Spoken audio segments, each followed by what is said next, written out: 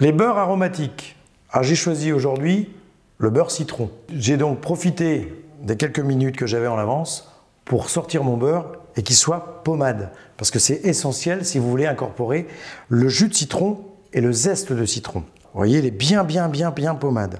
Maintenant qu'il est pommade, on va ajouter dedans le zeste de citron, c'est-à-dire la partie jaune, celle qui est parfumée et qui sent le citron. On ne va pas jusqu'au blanc. Le blanc a de l'amertume. Moi, j'en veux pas. Je veux juste le parfum du citron. Alors, je prends une petite microplane, une râpe, ce que vous avez. Le plus fin, c'est le mieux. Je râpe mon citron. Voilà, je vais faire tout le tour, puisque la quantité, c'est 250 g de beurre, un citron. Quand je dis un citron, je vais prendre donc tout le zeste du citron et je vais mettre un demi-jus de citron quand je vais avoir fini.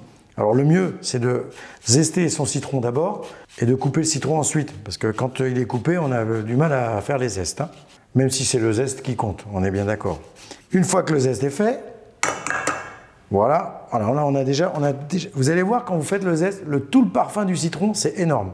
Je coupe mon citron en deux et j'y ajoute un demi-jus de citron. Juste un demi, ça suffit. Si je mets trop d'acidité, j'ai mon beurre qui va trancher. Là, ça me suffit largement. Je vais ajouter également de la fleur de sel pour rappeler un petit peu la Bretagne. Et ça, vous pouvez manger ça sur une tartine avec des huîtres, avec du saumon fumé, avec ce que vous voulez. Vous allez avoir un beurre qui a goût de citron. On peut également faire une petite sauce à la minute. Vous réduisez de la crème, vous mettez une cuillère de beurre citron, vous avez une sauce au citron. C'est super rapide. Vous allez pouvoir garder ça comme un beurre normal, hein, dans le réfrigérateur. Moi, je vous le conseille de le mettre dans un récipient hermétique, puisque tout ce qui est beurre, lait, ça a tendance à prendre les odeurs de frigo. Donc surtout, enfermez-les bien dans un récipient hermétique. Je mets dans mon petit pot. Voilà. Une fois que vous avez ça dans votre réfrigérateur, que vous allez l'avoir sur le coude, que vous allez avoir goûté, ben croyez-moi, il n'y en aura jamais assez.